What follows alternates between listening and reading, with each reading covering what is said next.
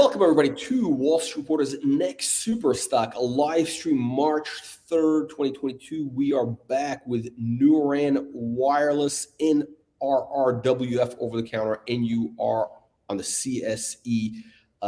Companies going after a multi-billion-dollar opportunity, or at least $1 billion plus opportunity in Africa telecom and actually other developing markets, including Latin America, the Pacific Rim. So let's get into the details of, Francis, what are you doing in Barcelona? You're at the Mobile World Congress right now, or it just wrapped up today. Actually, I decided that I had enough of COVID-19, so I wanted to fly away and go somewhere else. That's the only reason why I'm here. No, it's Mobile World Congress. It's the biggest telecom show around the world for a company like us. Typically, this week was a little bit, I would say, not weaker, but slowed down compared to before the COVID-19. That show usually hosts 120,000 people a week for 4 days, where the big telcos, the Orange, the Deutsche Telekom, the Vodafone, the Orange, and also the Huawei, the Ericsson, everybody book like 70% of their year here at the show. It's a lot of movement. Everybody's are here, C-level from all these operators. So that's why it's important for us to be here. We need to set the tone to what 2021 is going to be. And this year has been fantastic for us. I will not be able to disclose everything that we've accomplished this week. It will be coming over the next couple of weeks. But seriously, we're super happy of what's going on. 50 to 70,000 people there. We also won an award this week, as well as they call it pitch to pitch, a contest against a couple of, I don't know the number of companies with whom we have compete against, but we were the winner. We were in the middle of the street, big screen, like in Times Square, like presenting our company. It's a major achievement for the company. Okay. We'll talk about the pitch to pitch and all the other stuff. But this is really okay. So the Mobile World Congress in Barcelona. This is the industry show. Yes. You've been there. Basically, today's Thursday. I think this is it ended just now today. So 5 days. Your voice, you sound a little like you've had a lot of conversations. I have nothing left, Jack. I'm done. So who have you been meeting with? What kind of meetings have you had that, what can we expect to see in the coming weeks as a result of this, or months, Actually, since we did the shift of business model and we've entered into that network as a service, everything changed. And I would say that 80% of our week was booked already. So we had a lot of meetings with the MTN, the Vodafone, the Orange, and different tier 2 operators across Africa. Also Latin America came to our booth. We were not going after them. We were not racing them. They were coming to our booth to say, okay, what can you do for us? So that was amazing. A great show, well organized by the team. We had tremendous success throughout the show, and I think we will see the result in the next couple of weeks. Okay, so this is an important point for people to understand. Why these major blue chip telecoms? You have Orange, you have Deutsche Telekom, you have everybody. Why are they coming to you? I mean, you were in the Canada Pavilion. We saw the pictures in yes. You were there, so they're coming out. Why do these big companies, these are multi-billion-dollar companies, why do they need you for? What are you doing for them? Actually, they invest, their CapEx investment year after year after year is on improving networks, is on over-the-top solution, is on mobile money, is on everything, but the rural is left over. So we need to take over. They need partners like us to cover their obligation with the regulators to cover the region that are uncovered these days.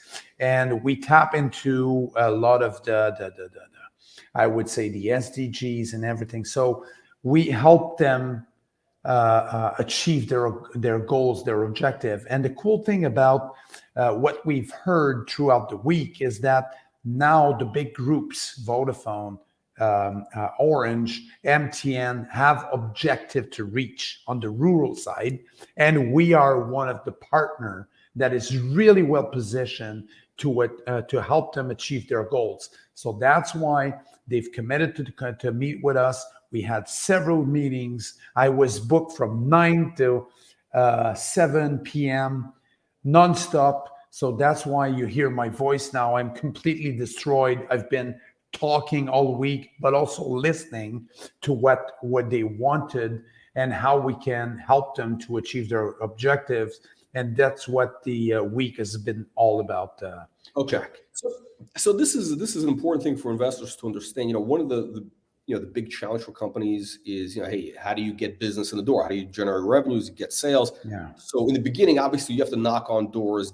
Now, they're coming to you because they've already seen, they're seeing the kind of the success that, or really that is the track record. I mean, you're demonstrating a proven track record in developing out these wireless networks in these rural areas, which they need to do. So now all these guys are coming to you because you're a proven partner. Nobody likes to take chances.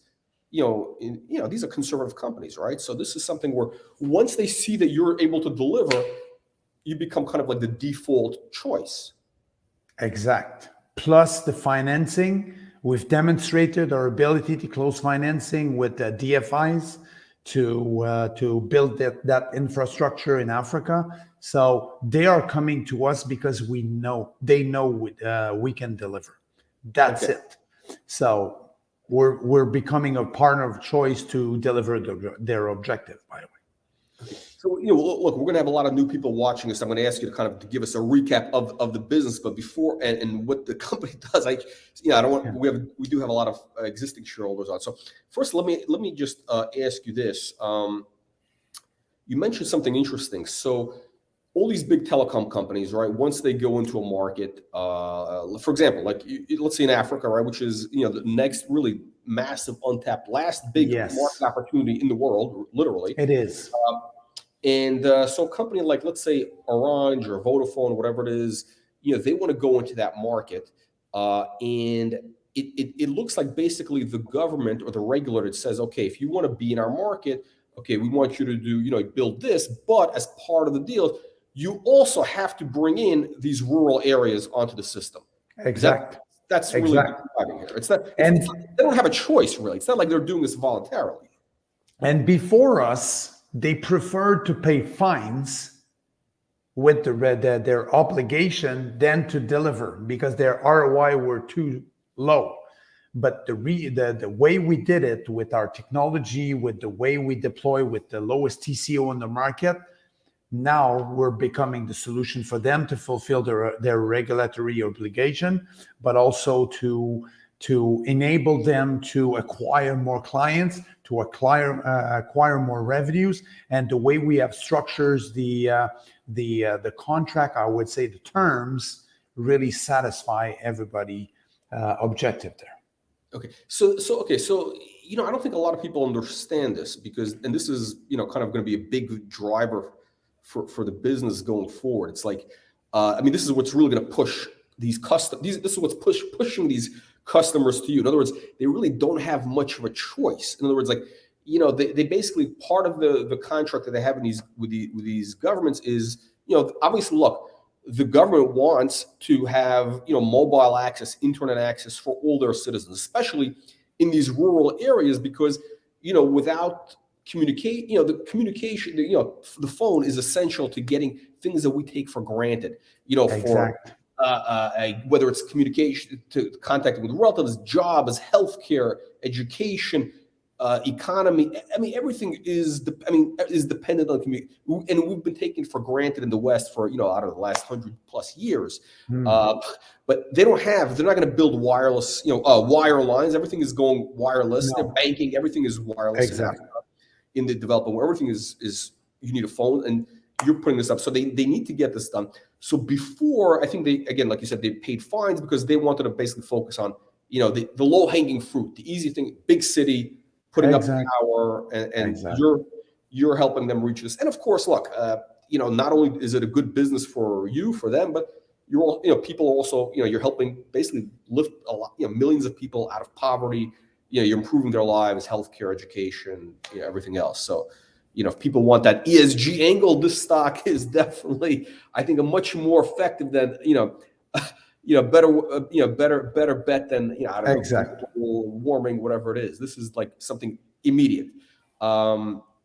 Okay, so for anybody that's new, explain exactly what you're doing, the network as a service model, the markets here. Just a quick recap for anybody that's tuning in for the first time. Okay, so we're building infrastructure, the tower, the power, and everything. We're bringing like the mobile network connection to remote rural areas. This is what we're doing, and we're connecting it to the mobile network operator. So we become an extended arm to the MNOs themselves. So for the people in the United States or Canada, for example, so they are used to the AT&T, the Sprint, the Verizons, the Telus, and the Bell. In Africa, it's MTN, it's Vodafone, it's Airtel, it's Orange, and these guys have hundreds of millions of subscribers. In Canada, we're proud of Telus. They have 8 to 10 million subscribers. It's nothing. Those guys are way more not bigger in terms of numbers of subscribers, but it's growing. But they have a massive need of company like us to help them achieve their goals, while they are investing in the 4G and 5G in urban areas. The rural that is left over, this is what we do. We bring connectivity and we connect back to the network, and we're changing people's life by connecting them to the network for the first time. This is what NuRAN is all about. We've developed the technology. Sorry, I'm a little bit tired. My voice is completely derailing from the track, so I'm trying to be as precise as possible. But we're doing really great here. We had a great week here discussing with those guys. The most important thing for investors, they want to know is, okay, the path for NuRAN to be a $1 billion valuation company. We've talked about this before because I think this is very compelling. So the network as a service, explain to us the path in terms of, you have contracts in place, right? You have contracts in place with Orange, with MTN, you're getting some others. Explain to us how it works from where you are now and how you can get to, let's call it 100 million revenue, 50, 200 million. And because, the valuations we know are, 10x plus multiples on those revenues. You have huge EBITDA. Walk us through the model, the path to get there. Today, we have 2,500 sites under contract. We are starting delivering, so we have 60 sites delivered today. A site is the tower, the radios, and everything, covering like 5,000 plus people per village.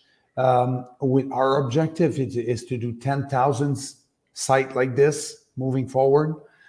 Each site generating $20,000 yearly based on our current assumption. And this is growing and growing.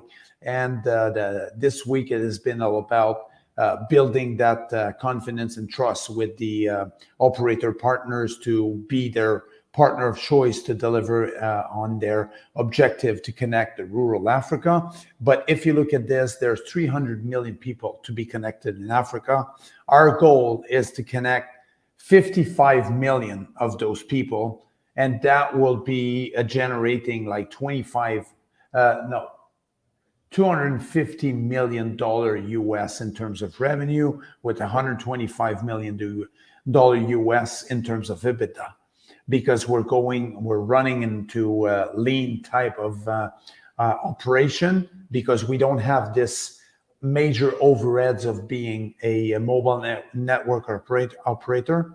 So we're delivering this service, operating it, maintaining it with extremely low cost type of infrastructure. That's what our equipment are built for, and it allows us to be extremely successful. So it's growing. Our objective is to do 10,000 sites. We have 2,500 sites in the pipeline. It's growing. That was one of the purpose of this week. And the purpose was also to grow this 15,000 sites pipeline. And we've achieved the goals that we were looking for this week achieving that, but we're aiming in the right direction, Jack.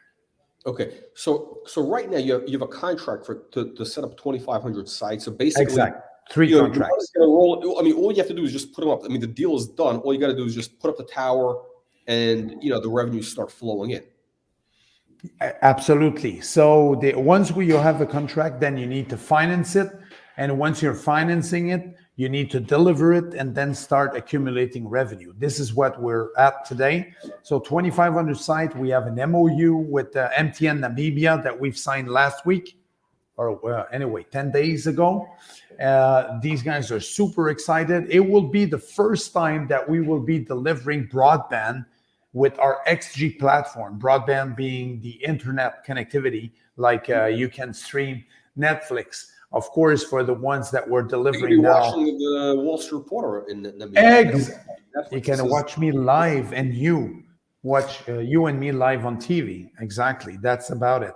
So it's 4G only type infrastructure that we will be deploying in Namibia, and it's growing. MTN wants us to start delivering and connect the rest of Africa.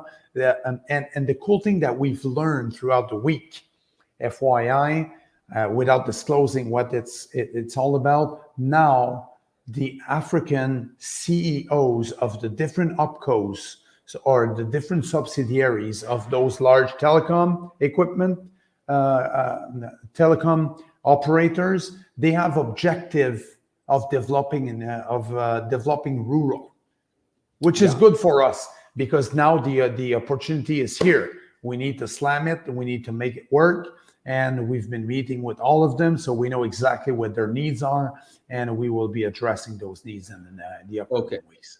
So yeah, this is something. I mean, look, they've had wireless there for for years, but these rural areas have basically been left behind. So, and this is something which everybody wants. This is like the last thing everybody wants to really catch up, and you have exactly 300 million plus people. So the opportunity is there for you to get to 10,000 towers in Africa, and that would generate 250 million revenue, 120 plus for EBITDA. Our objective. But I think that we will surpass this easily.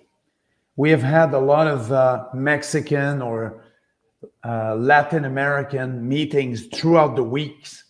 With a lot of the major players like Telefonica, like NRRWF in Mexico. These guys are ready to go. They love the story. They love what we're doing. And for now, they're just learning that they can make it work for us with our network as a service model.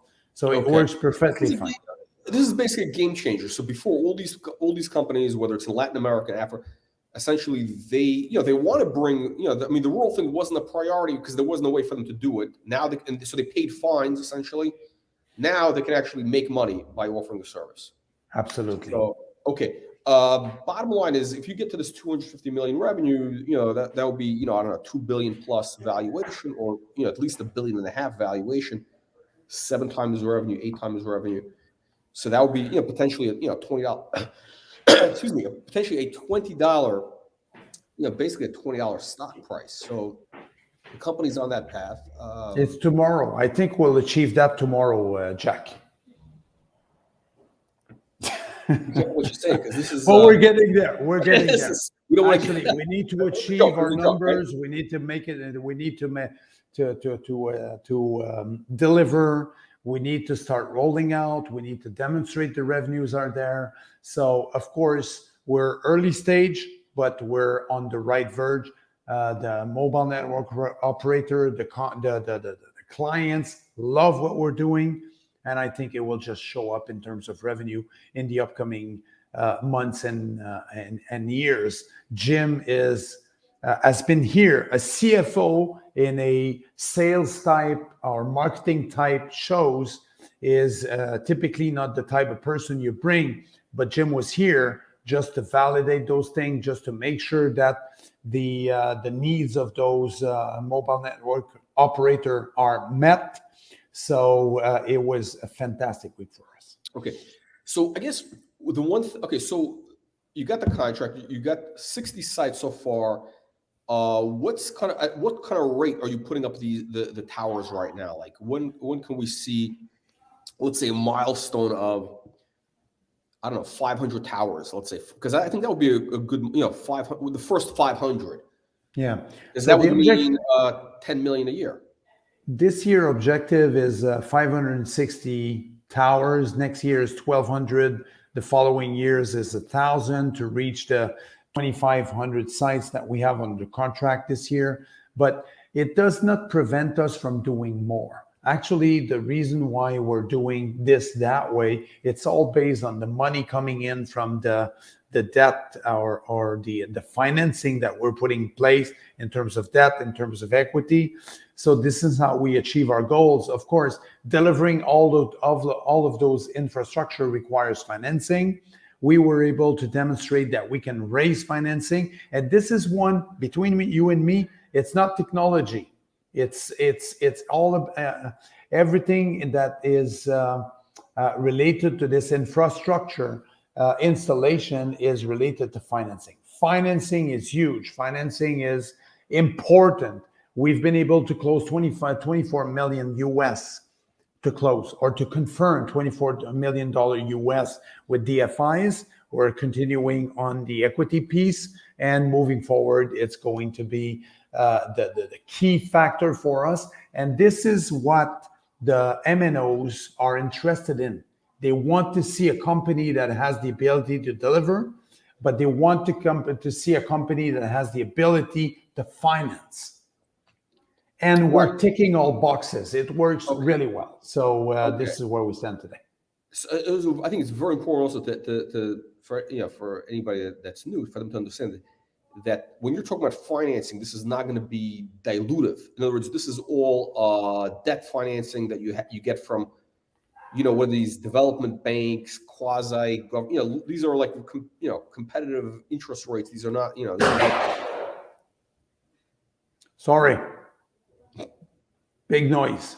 No, it's just that people are just having fun and just want for them to run a bit quiet. Can you repeat the question? Sorry. Okay, so I think it's important for investors to understand that that when you're talking about finance, that you need financing to put up these towers, right? So of course. This is not going to come from dilution in terms of massive raises. The money is coming from debt financing that you're getting from these. You have different government agencies. You have development banks where you have competitive, very compelling interest rates and terms. So, and you actually, we can't disclose who these development banks are, but they were with us during the show, meeting with our clients. So just to validate that it was real, it was ticking all boxes, and we want to raise debt as much as possible. Our objective, because we have created a NuRAN African holding structure. Oh yeah, you're okay. I accidentally touched the pad. Sorry. So this is where we are bringing the money. 75% of it will be debt. The rest will be equity. And the equity will be valued differently because we're bringing that equity at the private level. And we are valued differently. It's not, of course, if we had a valuation with a stock price running at $10, we would be looking at this differently. But right now, the fact that we're bringing equity at the private level allow us to give a lower stake inside the company that is valued differently using DCF, using different multiples in terms of comparables in the industry, like the tower codes, which are trading like 8 or 10 times EBITDA. And the plan EBITDA for us, you've seen that it's pretty huge. So the valuation allow us to bring like a multiple $1 million equity stake into the African holding company with a lesser stake in the company. So this is what the objective is. Okay, so the numbers you've talked about so far, that's just 2,500 towers, all that stuff. That's just based on what you have right now. Yes. You're at the trade show. You had a bunch of meetings so that we could see potentially a bigger pipeline developing opening up in the next couple of weeks in terms of more, I don't know, 20,000 towers, Latin America, I don't know, the Philippines, whatever. What can we see? So first of all, the cool thing is that the 15,000 pipeline of towers that could be built, we've just went an extra step to secure that business for us, but we've also add up to the 15,000. So I'll be reporting later in the new pipeline, but it's growing. So the cool thing is that, yes, we had at least, I would say, 80% of our week planned already.